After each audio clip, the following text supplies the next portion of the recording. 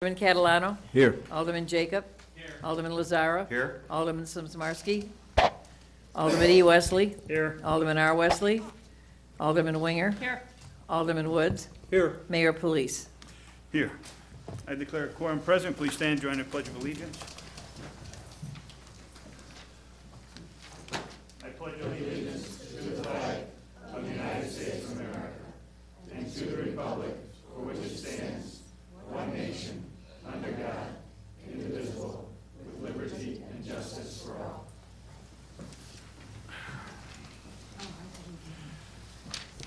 I need a motion to approve the city council minutes for meeting June 5th, I'll make the 2014. motion. Second. Any questions, corrections? Alderman Jacob, yes. There's one correction. We need to get our Public Works Director's name correct. They had Mike in there instead of Matt. Oh, okay. No problem. All right. All in favor? Aye. Opposed? Motion carries. Do any citizens wish to be heard on matters not listed on the agenda? I do have Patricia Stoll, 145 South Cedar. Would you like to go up to the microphone? There you go, sure.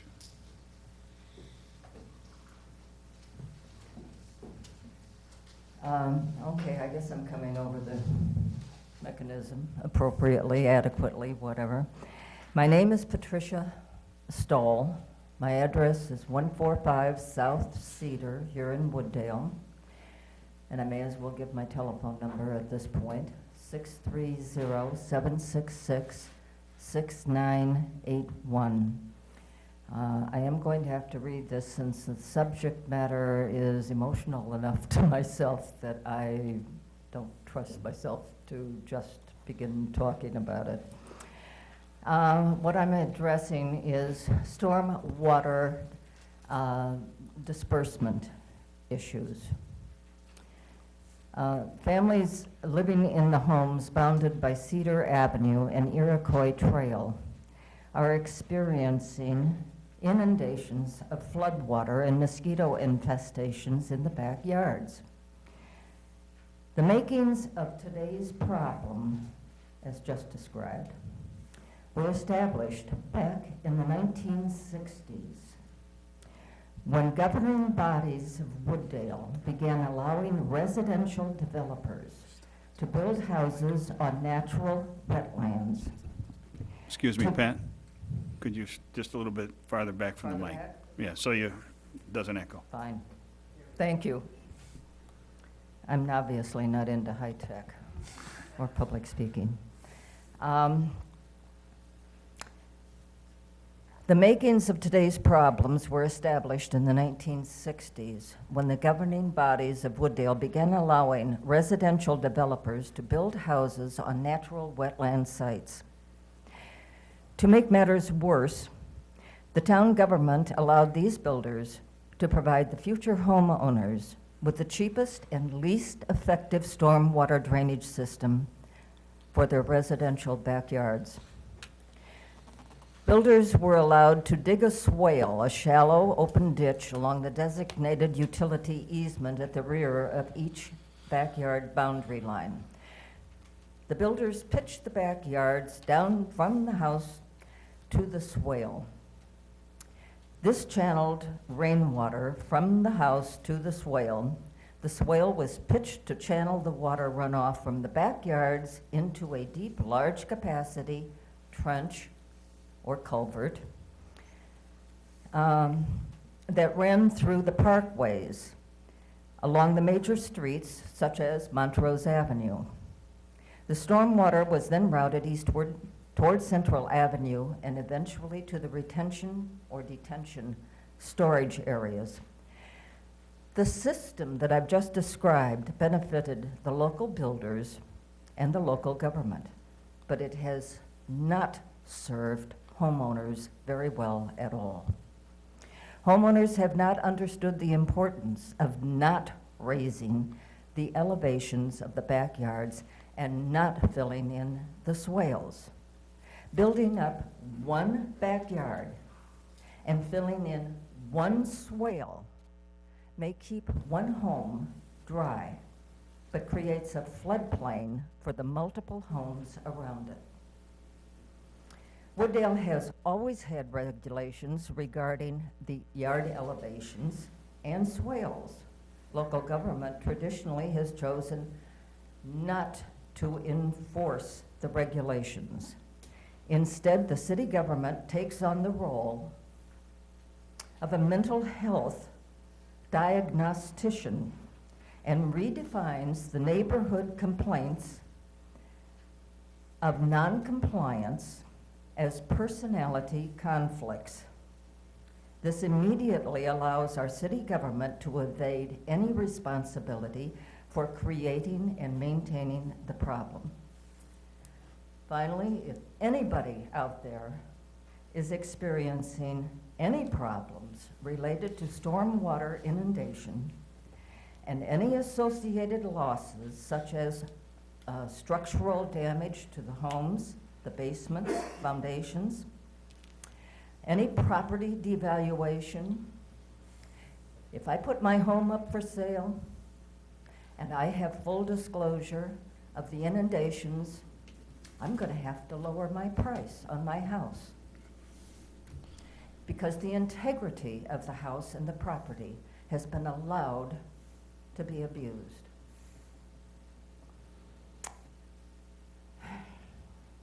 Instead, if you have any questions, if you would like to see how we at 145 South Cedar and my family have dealt with keeping ourselves without being totally swamped, be happy. Got my phone number. Call me. We'll take a tour through, and I'll show you how we have tried to not raise the land or fill in the swales. We have done nothing that would dump our water onto somebody else. And we have learned, I, a city girl who was strictly high-rise concrete and inner city Chicago, preferably along Michigan Avenue. And I have come to learn a great deal about wetlands. It is not something to be dumped on. It is not something to be cut down. It is something to be respected. And you can survive as a homeowner and have your property protected if you allow some of the backyards to return to its natural state. And we do have some knowledge about how to do that. And some connection with the efforts of the forest preserves for protecting the natural habitats and not at the cost of flooding out the surrounding territories. So that's the end of my presentation. The city, as I see it, has three alternatives for anybody who's, and we have multiple people in that block of, just in that one block that I've designated, who are experiencing flood inundations and all the associated negatives that go with it, such as structural damage, such as today. They sprayed yesterday, I think it was, for mosquitoes. We've got a nest of them in the backyard, an army, more likely. The city has three alternatives, as I see it. You could buy back the property, as is happening along the creek, or you could mandate that all the homes discharge their backyard drainage from some pumps, downspouts and such, to the front, as we have done with the permission, as of 1991, permission of the city. You could restore the swales, but they'll be undone very rapidly. And, or you could install storm sewers through the back utility lines.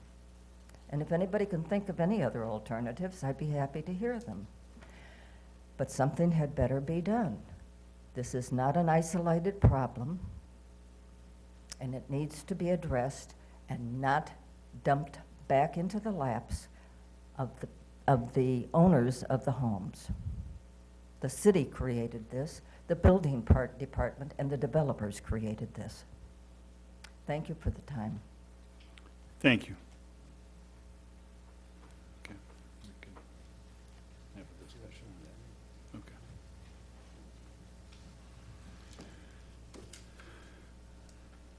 Okay. Do any other citizens wish to be heard? Yes.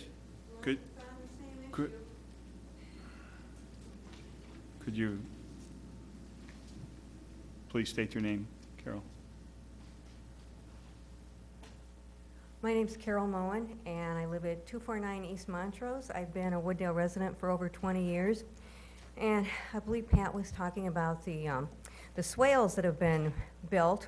When I moved in, there was one home behind me that owned, I don't know how much land was back there, a normal-sized home, and there was a tiny bungalow back there and a shed-type barn that was back behind me. There were probably 13 to 15 mature trees. It was kind of like a prairie back there. And the lady that owned it, I understand that she and her husband originally had horses back there. They got divorced. He took his horses, went to Elgin. She stayed. And I had spoken to her once about renting the house back there for my mother. And that was back in the 90s. And she said the last tenants had damaged it too much. They were going to tear it down. And they did that the following spring. And then somewhere along the line, and I don't remember when all these homes were built behind me, she obviously probably passed away. And I imagine her children sold the property to a developer. So it was zoned for 13 homes back there, from which there had only been one. And a swale was made. They put up a wood fence that is a foot away from my chain link. So there's no way an adult could stand back there to even do any work to try to maintain this swale. I can't stand back there. I'm larger than 12 inches. So I don't know how anyone could do work there to maintain this. And many of those homes sat vacant for a long time. The home behind me has been empty more than it's had someone living in it. The home across the street has never had anyone living in it, and it's the one back there that looks like a hacienda. The fence now is half down behind my property. Part of it's just sitting next to my fence, the rest is down in the yard. The swale has never, ever been maintained. Those of us that live on the south side, our fences all run the same way. We couldn't get back there to maintain it even if we wanted to. And Dave Graff came out and looked at the problem several years ago, and he said that, well, the city can't do anything about it because the builder had not signed off on it yet. So that was what I was given as excuse. And because of all those homes and the elimination of all the trees, I get standing water in my yard when we have a sizable rain for days that I get standing water back there. When I first moved here, it was back in '92, my basement flooded the very next summer, and I think a year or two after that, they did redo Montrose, they did new sewers and whatever they did, and I did not have any more water problems until all those homes went up. And like I said, there's a swale back there. It's never been maintained, so I'm another one, only I am in a little bit different location. Thank you. Thank you. Is anybody else? It's Villa Cara, correct, Carol? That's the houses you're talking about? Villa Cara was the house.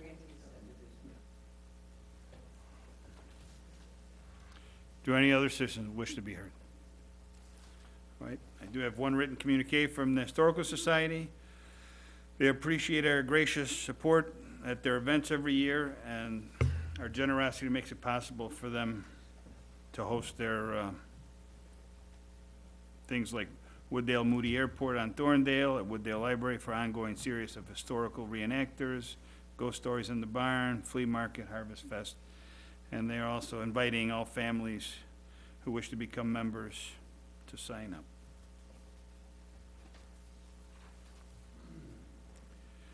And next, under Mayor's Report, we have presentation for the Wooddale, City of Wooddale and Chamber of Commerce scholarships.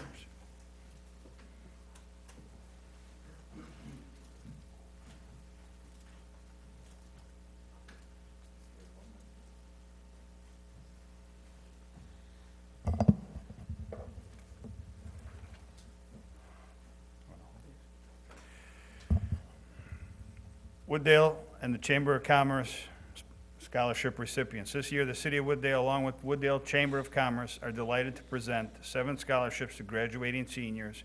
5 of these scholarships were awarded to Fenton students, 1 to Lake Park student, and 1 to Addison Trail student. The recipients of the City of Wooddale Chamber of Commerce scholarships are for 2014. From Fenton, is Martina Briz here? Like to come up? Did I say that correctly, Briz? How are you? Martina Briz. Martina's school schedule had her attending many advanced placement classes, including psychology and physics. She also managed to find time for music, participating in concert band, marching band, symphonic winds, and pep band. She worked on a Kaleidoscope, the school itinerary, literary magazine, and also the school newspaper, serving as the editor her senior year. Martina found her passion to be helping children, from acting as Special Olympics basketball coach to helping out in the Big Sister, Big Brother program at Fenton. To finally deciding on a career in nursing, Martina plans to attend Loyola University, Chicago, and hopes to one day work in the neonatal intensive care unit. Congratulations. Very.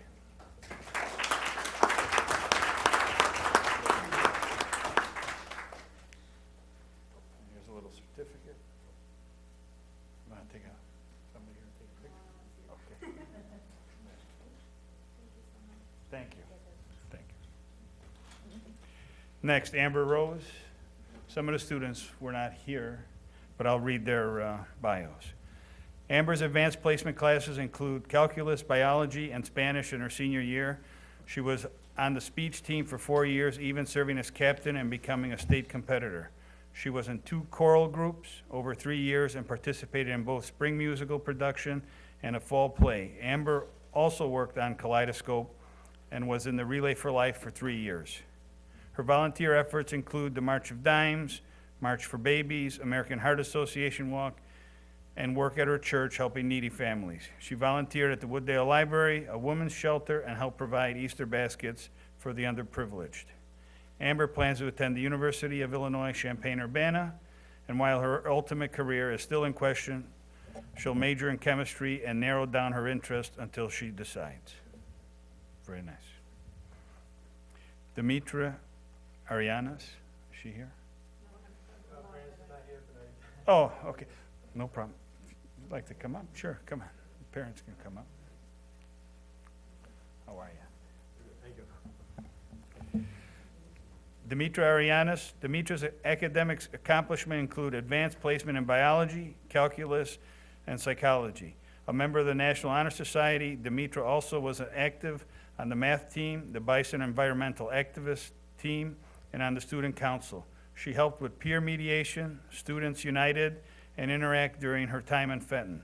She played tennis, was a member of the Greek Orthodox Athletic League, and the Pamliconian dance troupe.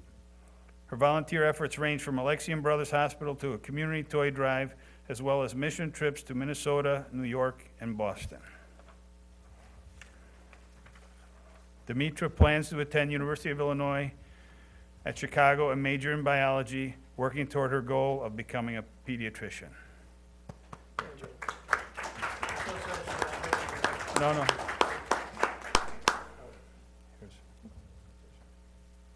Thank you so much.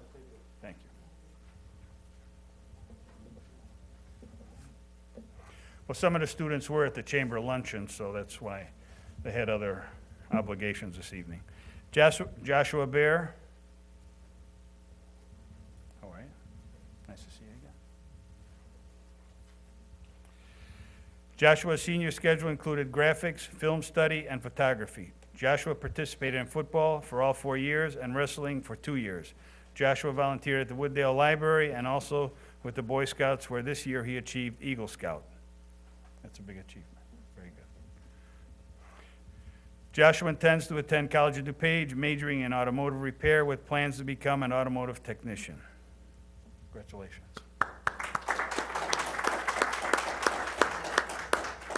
You received your check.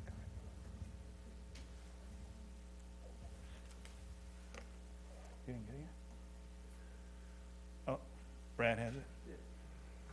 Holding out, huh?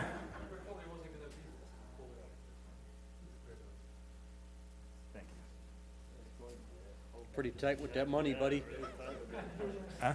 Oh, yeah, come on, come on. Stand in, Jennifer.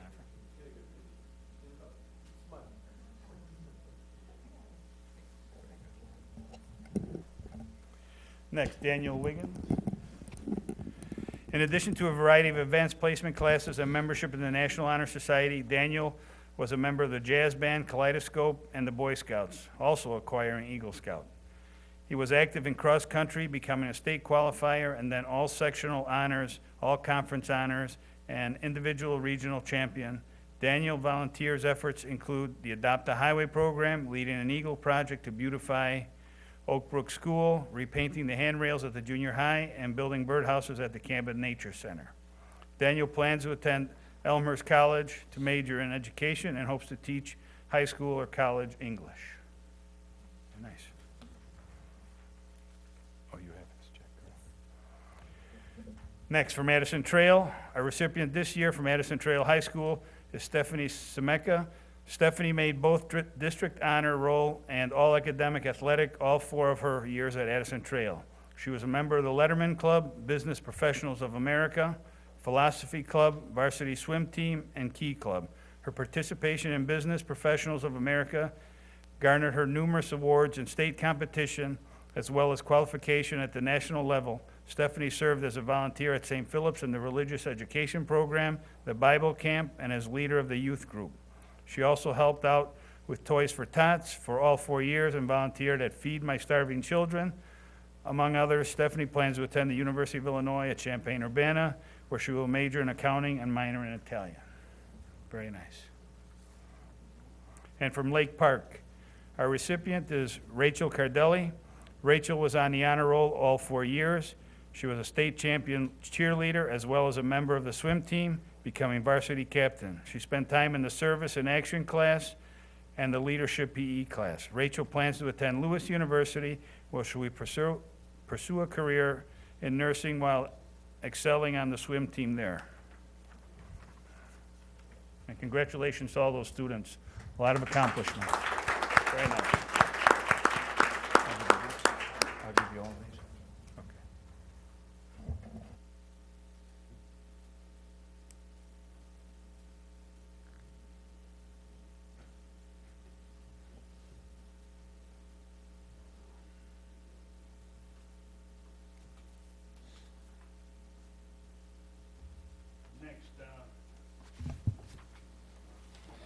Next, I want to talk about, real quick, we had a gentleman from Fair Allocation and Runways for the airport.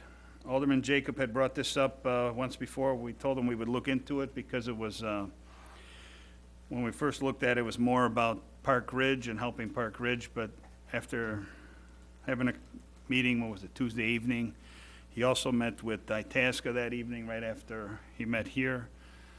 And I spoke to the mayor of Itasca. It seems that Itasca may be going on board. They're going to talk it over. There will be something in your packets tomorrow, so we can discuss it briefly next week, just give staff direction.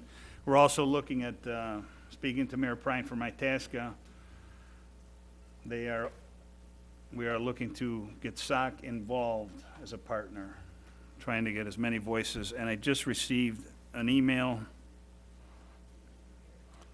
from the Congresswoman's office. Basically, a press release. Congressman Quigley and Duckworth-Schakowsky urge FAA for new O'Hare community hearings and environmental impact study. I don't know if some of you are aware, I haven't seen the article yet, but in the Sun-Times today, there should be some enlightening information. I did have the newspaper reporter from Sun-Times call me and tell me I told her, if what she's saying is true, we definitely have some problems and maybe some basis to go after this. Okay. Mayor, what is it? Pardon me? Yes, Alderman What is West. the organization that you talked to? FAIR is, it's allocation and runways. They have 5 points. You guys will get all the packet. Oh, basically, it's another organization. They are looking to basically have a fair allocation throughout all the runways at the airport. So again, I spoke to Mayor Prine last night because I wanted to see what their take was as well, you know, if we can partner up. And they are now starting a petition like we did, and should be going out soon. And I know Bensonville had a meeting, I don't know if it was last night or 2 nights ago, and I know it was pretty heated from what I understood. Maybe Mr. Bond, you were there, I think. I was. Obviously, there's a lot of residents that are immediately impacted by the new runway opening and the increase in the number of flights. Some estimates are up to 400 additional flights, far in excess of what was anticipated or represented by the FAA. So that's one of the things that that the Village of Bensonville is looking to see what they can do about it with their options through Congress and through the state legislators as well. All right, thank you. Anything further, Alderman Wesley? Okay. So we'll have a quick discussion next week. Next, city manager's report. I have a couple of items. Just first, a couple reminders. Movie in the Park continues this Saturday and next Saturday. Prairie Fest also right around the corner, August 7th through the 10th. August 7th will be a Wooddale Appreciation Night featuring free food for Wooddale residents, along with, You mean a $4 food? well, you get some free food, not all free food. There's a limit. And a discounted carnival ride pricing for Wooddale residents on Thursday evening as well. One other item of interest, the tollway did come out to the city today and threw about 500 pages of information on the upcoming land acquisition. So we're going to get that to you guys in short order. H.R. Green, who's helping us manage the project, is looking that over as we speak, and we'll get that out to you next week. But it does look good as far as what we talked about before with the land acquisition costs and the monies coming Wooddale's way. Look about on target to what we had discussed before. So you'll get a full report next week in your packet. And that's all I have. Thank you. Consent agenda. I'll entertain a motion to approve the consent agenda. I'll make the motion. Second. Any corrections, or somebody want to take something out? Okay, roll call, please. Alderman Catalano? Yes. Alderman Jacob? Yes. Alderman Lazara? Yes. Alderman E. Wesley? Yes. Alderman Winger? Yes. Alderman Woods? Yes. That passes. Next, I entertain a motion to approve the items on the agenda. Item number 1, approval of the purchase of 2 F-350 pickup trucks for the Public Works Department and not to exceed amount of $69,123. Item number 2, approval of the purchase of 2 F-550 with dump bodies in the not to exceed amount of $144,012. Do I have a motion? Make that motion. Second. Any questions? Roll call. Alderman Catalano? Yes. Alderman Jacob? Yes. Alderman Lazara? Yes. Alderman E. Wesley? Yes. Alderman Winger? Yes. Alderman Woods? Yes. That passes. Next, committee chairman reports, planning and zoning, Alderman Woods. No report, Mayor. Thank you. Public health and safety, Alderman Winger. Thank you, Mr. Mayor. I make a motion to pass a resolution seeking to approve a collection bargaining agreement between the City of Wooddale and Teamsters Local 700 representing police officers. That is your motion? Yes. Do I have a second? Second. Okay, Tony. You have a question? Alderman Wesley, go ahead. I have one question. I did talk to police chief on this contract, and I was waiting for a response back to him, and I don't know if that came back, and I don't know if that should be open session or not. Hold on 1 second. Yeah, there was there was a slight language issue that was still at undecided. There has now been an agreement with respect to that, so the terms of the terms were consistent with the authority that the council gave to the bargaining team, and they've been accepted now with this slight revision in the language that has been accepted by the bargaining unit members as well. Go ahead, you have a follow-up, or? Was that with the insurance or no? Yeah, and that's been addressed and Been resolved. today? Yes. Okay, thank you. Anyone else? Roll call, please. Alderman Catalano? Yes. Alderman Jacob. Yes. Alderman Lazara. Yes. Alderman E. Wesley. Yes. Alderman Winger. Yes. Alderman Woods. Yes. That passes. Next. That concludes your report, correct? Yes. Thank you. Public Works, Alderman Lazar. Thank you, Mayor. I have one, a resolution seeking to approve an agreement between the City of Wooddale and Swallow Construction Corporation for Ward 2 Capital Improvement Project Phase 1 and the not-to-exceed amount of $2,102,437.50. That is my motion. Do I have a second? Second. Questions? Alderman Wesley. Mr. Mayor, I raised the question on this contract, about the city that they were supposed to sign in 2 locations or something. Is that been resolved? Mr. Bond. Yes, it has. Anything further? Roll call? Alderman Catalano. Yes. Alderman Jacob. Yes. Alderman Lazara. Yes. Alderman E. Wesley. Alderman Winger. Yes. Alderman Woods. Yes. That passes. And that's the end of my report, Mayor. Thank you. Finance and Administration, Alderman Wesley.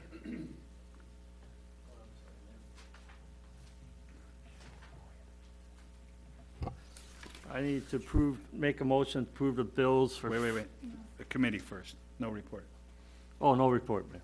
Thank you. Sorry.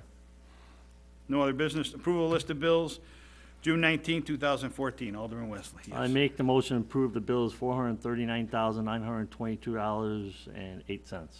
That is your motion? That is my Do I motion. have a second? Second. Questions? Mayor, I have no questions today. I know you got your answers early. Alderman Jacob. I do have a question. It's sequence number 35 for 2 door pulls for the metro station. And I understand these are the door handles again, and I thought we were gonna have extras on hand. So have we looked into maybe a different door handle? Apparently these things keep breaking. Mr. Murmas. Yeah, I guess there's some type of unique design to the door. These are the extra handles. I mean, they do break. This is actually stocking surplus handles. I don't think a handle's broken a couple months. So these are backup handles. Okay, do we know how many times we've had to buy handles? Is there I other believe the options? door's broken twice. It's been twice. Yeah. Okay, Maybe thank you. 3 times. Any other questions? Roll call. Alderman Catalano. Yes. Alderman Jacob. Yes. Alderman Lazara. Yes. Alderman E. Wesley. Yes. Alderman Winger. Yes. Alderman Woods. Yes. That passes. We do need executive session to review the official minutes and land acquisition. I need a motion to adjourn into executive session. So move. Do I have a second? Second. All in favor? Aye. Opposed? Motion carries.